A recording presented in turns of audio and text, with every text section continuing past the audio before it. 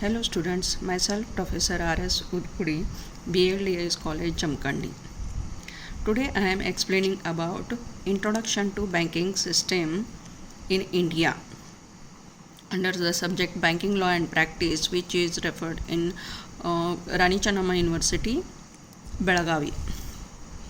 In this introductory video, I am explaining about the meaning of bank, banker and banking, classification of banks and types of banks in India. So, there seems to be no unanimity among the economists about the origin of the word bank. According to some economists, the word bank has been derived from the German word bank, which means a joint stock firm, while others say that it has been derived from the Italian word banco, which means a heap or mound. As a matter of fact, at the time of establishment of Bank of Venice in 1157, the Germans were influential and hence perhaps the word bank or banco was used by Italians to denote the accumulation of securities or money with a joint stock firm, which later on, with the passage of time, came to be known as bank.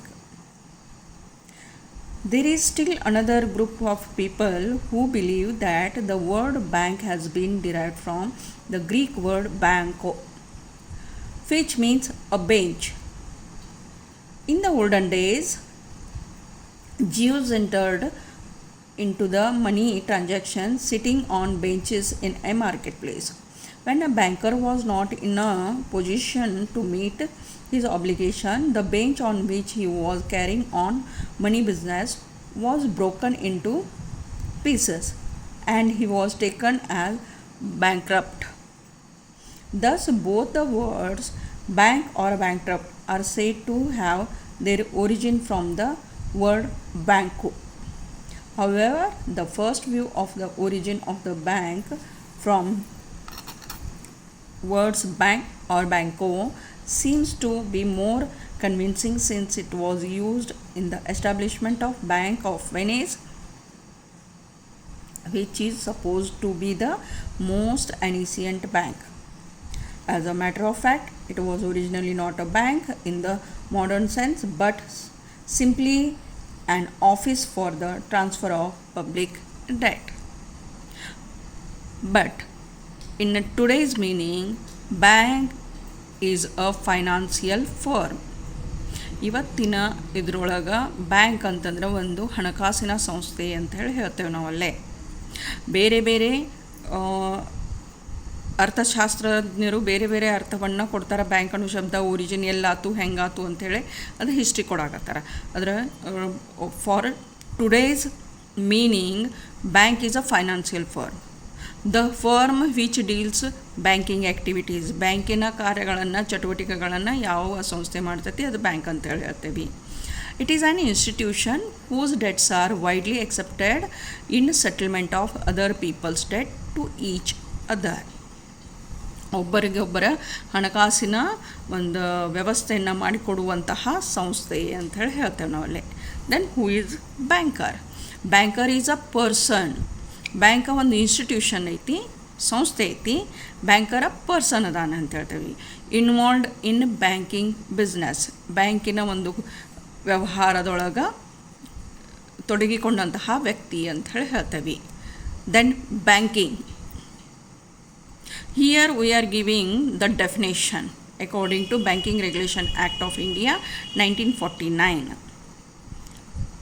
Banking as accepting for the purpose of lending or of investment of deposits of money from the public, repayable on demand or otherwise, or withdrawable by check, draft, order or otherwise. Banking regulation ನಿಯಂತ್ರಣ ಅಧಿನಿಯಮ 1949 ಪ್ರಕಾರ bank ಅಂತಂದ್ರೆ ಯಾವ ಸಂಸ್ಥೆ ಹಣವನ್ನು ಮರುಪಾವತಿ ಮಾಡುವ ಸಲುವಾಗಿ ಠೇವಣಿಯಾಗಿ ಸಾರ್ವಜನಿಕರಿಂದ ಹಣವನ್ನು ಠೇವಣಿಯಾಗಿ ಸ್ವೀಕಾರ ಮಾಡ್ತೈತಿ. ಯಾವಾಗ ಆ ಸಾರ್ವಜನಿಕರಿಂದ ಬೇಡಿಕೆ ಸಲ್ಲಿಸಲ್ಪಡುತ್ತದೆ ಆವಾಗ ಪಾವತಿ ಮಾಡುವ ಒಂದು ವಾಗ್ದಾನವನ್ನು ಕೊಡ್ತೈತಿ. ಆ ಒಂದು ಮರುಪಾವತಿ ಚೆಕ್ ಮುಖಾಂತರ ಇರಬಹುದು, ಡ್ರಾಫ್ಟ್ ಮುಖಾಂತರ ಇರಬಹುದು, ಅಥವಾ ಬೇರೆ ಯಾವುದೇ ಮುಖಾಂತರ ಇರಬಹುದು ಅಂತ ಹೇಳ್ತಾರೆ. ಆವಾಗ ಯಾವಾಗ ಡೆಫಿನೇಷನ್ ಕೊಡಾಕತ್ತಿದ್ರು ATM ಅದು ಇರಲಿಲ್ಲ. ಓಕೆ, ಇಂಟರ್ನೆಟ್ ಬ್ಯಾಂಕಿಂಗ್ ಇರಲಿಲ್ಲ.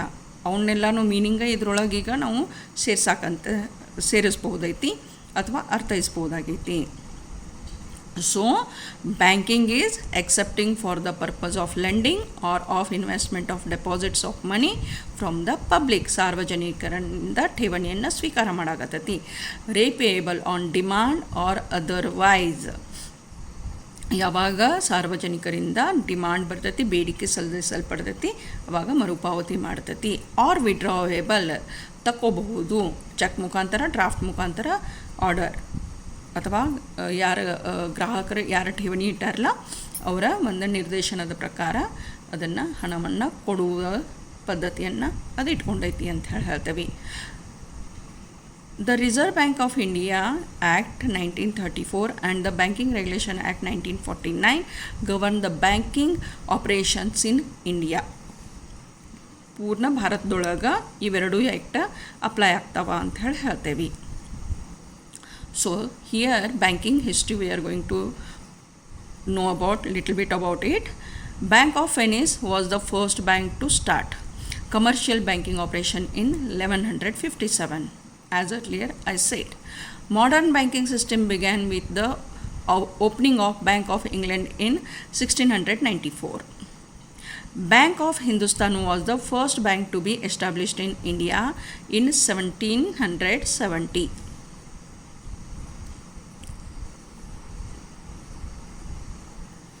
Indian banking history. The Imperial Bank came into existence on the 27th January 1921 by the Imperial Bank of India Act of 1920. It was established by the amalgamation of 3 presidency banks. The Imperial Bank was the biggest bank until 1935, until the establishment of the RBI in 1935. The Imperial Bank performed certain central banking functions, although it was purely a commercial bank. It acted as the sole banker to the government up to establishment of RBI. Here are the number of scheduled banks as recorded in 2013. According to 2013 statistics, public sector banks, private sector banks, foreign banks, regional rural banks, in total 1,02,343 banks were there. Here is the structure of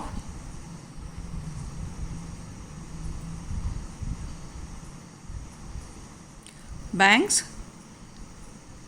Up there is Reserve Bank of India.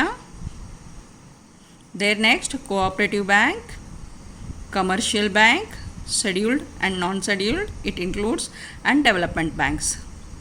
Under Cooperative Banks, short-term credit institutions are there, long-term credit institutions are also there. ಸಹಕಾರಿ ಬ್ಯಾಂಕ್ಗಳದಾವ, ವಾಣಿಜ್ಯ ಬ್ಯಾಂಕ್ಗಳದಾವ, ಆಮೇಲೆ ಅಭಿವೃದ್ಧಿ ಬ್ಯಾಂಕ್ಗಳದಾವ. ಸಹಕಾರಿ ಬ್ಯಾಂಕ್ದೊಳಗೆ ಅಲ್ಪಾವಧಿ ಪತ್ತಿನ ಸಂಸ್ಥೆಗಳು ಅದಾವ, ದೀರ್ಘಾವಧಿ ಪತ್ತಿನ ಸಂಸ್ಥೆಗಳು ಅದಾವ. Under commercial bank, scheduled and non-scheduled banks are there. Public sector, foreign banks, old and new private sector banks, local area banks, regional rural banks. There next, developmental banks olaga SIDBI is there, NABARD is there, NHB is there, and Exim Bank is there. ಇವು ಅಭಿವೃದ್ಧಿ ಕಾರ್ಯಗಳನ್ನು ಮಾಡ್ಕೊತ ಹೋಗ್ತಾವಲ್ಲೇ. And their next classification of banks as scheduled banks and non-scheduled banks. Scheduled banks registered or under the Schedule 2 of RBI Act and which has paid up capital of 5 lakh rupees are called as scheduled banks. Further, these are classified as Indian banks and foreign banks. Indian banks are registered or incorporated in India. They have their headquarters in India and can have branches all over India. They can also operate in foreign countries. And foreign banks registered or incorporated in their home country, not in India. They have their office and or branches in India. They play an important role in shaping the attitude and policies of foreign government, companies and their non-scheduled banks. These are the banks which are not included in the second schedule of RBI Act 1934. These also have no necessity to maintain statutory cash reserve but not with RBI. Their banking activities are limited. They cannot deal in foreign exchange. The share of these banks are almost nil. Scheduled bank ಅಂತಂದ್ರೆ RBI Act the schedule 2ರಲ್ಲಿ ನಮೂದು ಹೊಂದಿರಬೇಕು ಮತ್ತು 5 lakh paid up ಕ್ಯಾಪಿಟಲನ್ನು ಹೊಂದಿರಬೇಕು ಅಂತ ಹೇಳ್ತೇವೆ. ಅದರೊಳಗೆ Indian banks foreign banks ಅಂತೇಳಿ classification ಮಾಡ್ತೇವೆ. ನಾನ್ ಶೆಡ್ಯೂಲ್ ಬ್ಯಾಂಕ್ಸ್ ಅಂತಂದ್ರೆ RBI ಇದ್ದ 2ನೇ ಶೆಡ್ಯೂಲ್ ಒಳಗೆ ಯಾವುದೂ ನೊಂದಿತಗೊಂಡಿಲ್ಲಲ್ಲ ಅದು, ಮತ್ತು RBI ಜೋಡಿ ಕ್ಯಾಶ್ ರಿಸರ್ವ್ ಇರಬೇಕಂತಿಲ್ಲ ನಾನ್ ಶೆಡ್ಯೂಲ್ ಬ್ಯಾಂಕಿಗೆ. ಹೀಗಾಗಿ RBI ಕೊಡತಕ್ಕಂತಹ ಪ್ರಿವಿಲೇಜಸನ್ನು ನಾನ್ ಶೆಡ್ಯೂಲ್ ಬ್ಯಾಂಕ್ ಎಂಜಾಯ್ ಮಾಡೋಕ್ಕಾಗಂಗಿಲ್ಲ ಅಂತ ಹೇಳ್ತೇವೆ. ಸಾಕಷ್ಟು ಪ್ರಿವಿಲೇಜಸ್ RBI ಕೊಡ್ತಿರ್ತದೆ ಶೆಡ್ಯೂಲ್ ಬ್ಯಾಂಕಿಗೆ.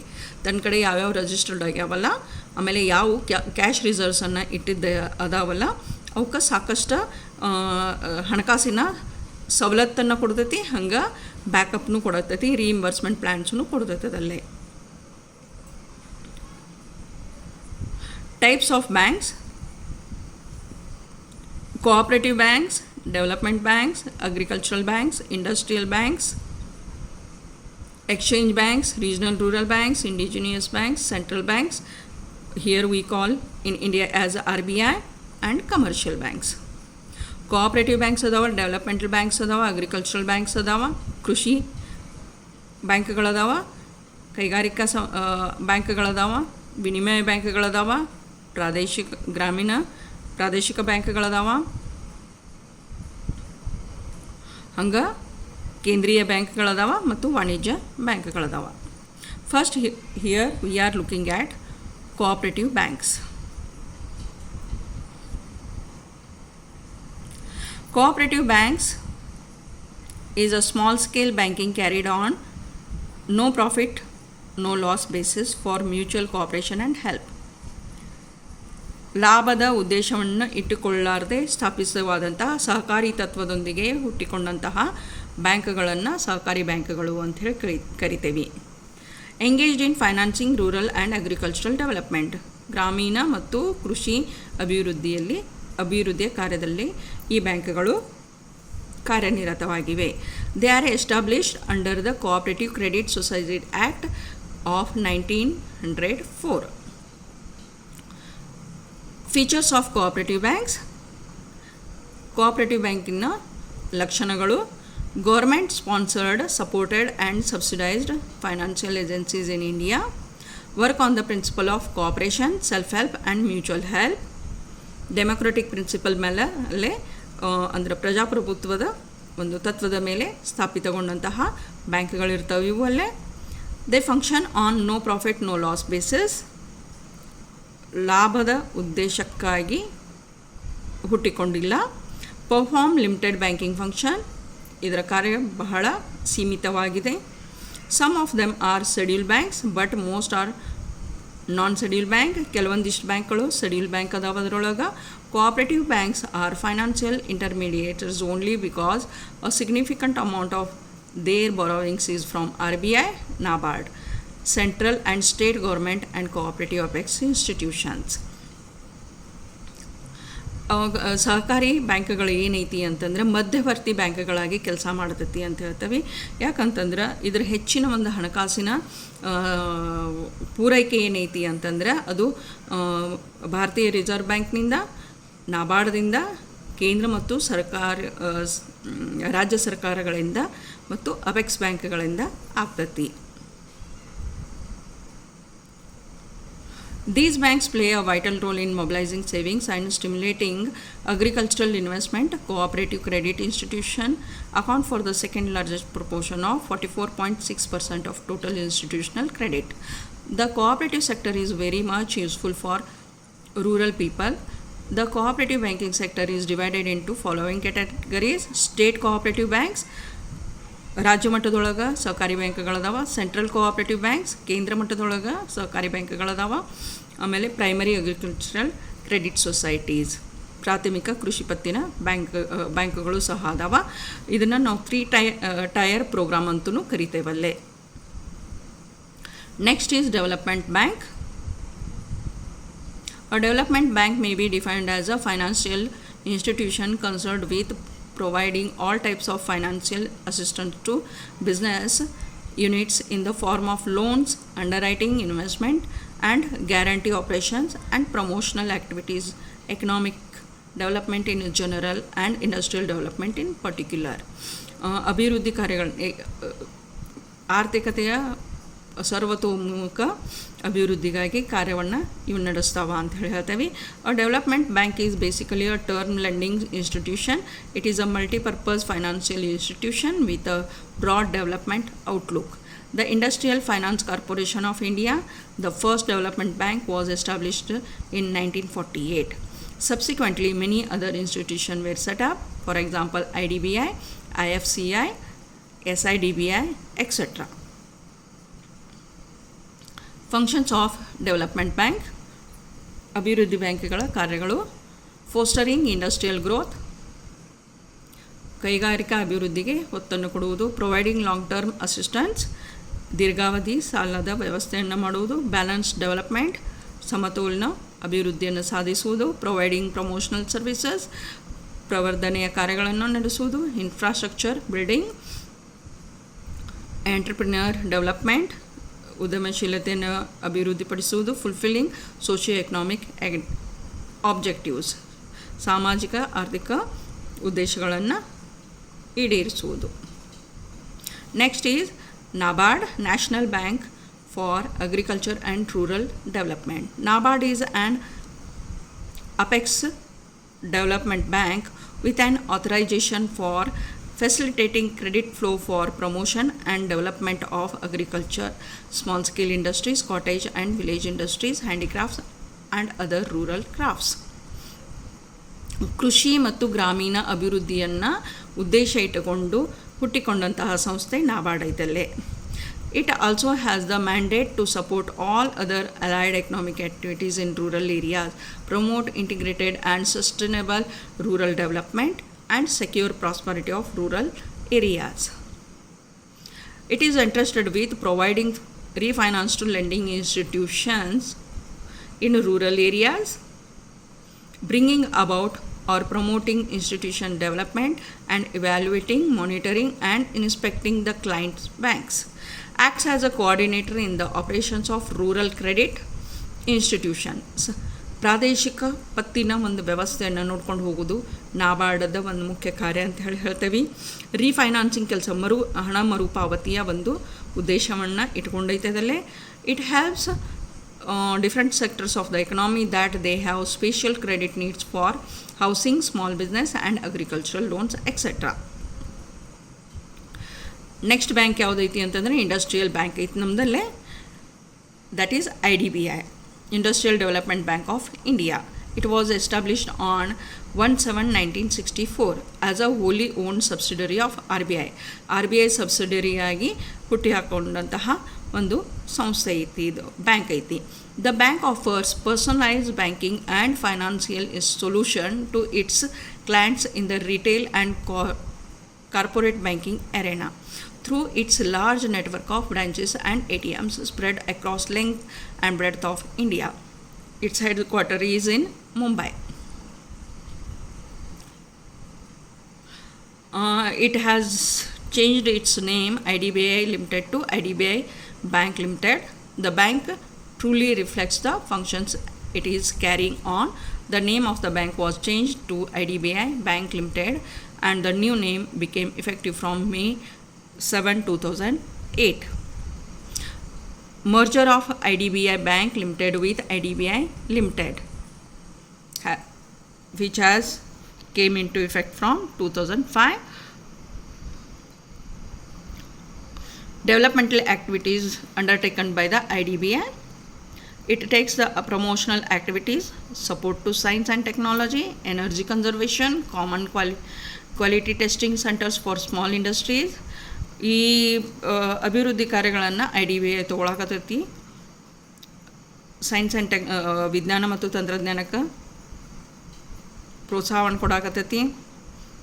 Energy conservation, that is hydro electricity ಇರುವಲ್ದಕ್ಕೆ, ಅಟೋಮಿಕ್ ಎನರ್ಜಿ ಇರುವಲ್ದಕ್ಕೆ, ಸೋಲಾರ್ ಎನರ್ಜಿ ಇರುವಲ್ದಕ್ಕೆ ಎನರ್ಜಿ ಕನ್ಸರ್ವೇಷನ್ ಕೆಲಸನ ಮಾಡಾಕತ್ತೈತದಲ್ಲೇ ಸ್ಮಾಲ್ ಸ್ಕೇಲ್ ಇಂಡಸ್ಟ್ರಿಗೆ ಒತ್ತನ್ನು ಕೊಡಾಕತ್ತೈತಿ. ಟೆಕ್ನಿಕಲ್ ಕನ್ಸಲ್ಟೆನ್ಸಿ TCOs ಅಂತ ಹೇಳ್ತೇವೆ ನಾವಲ್ಲೇ, ಟೆಕ್ನಿಕಲ್ ಕನ್ಸಲ್ಟೆನ್ಸಿ ಆರ್ಗನೈಜೇಷನನ್ನು ಎಸ್ಟಾಬ್ಲಿಷ್ ಮಾಡೈತಲ್ಲೇ. ಅದಕ್ಕೆ ಅಡ್ವೈಸರಿ ಆ್ಯಂಡ್ ಕನ್ಸಲ್ಟೆನ್ಸಿ ಸರ್ವಿಸಸ್ನು ಕೊಡ್ತೈತದಲ್ಲೇ.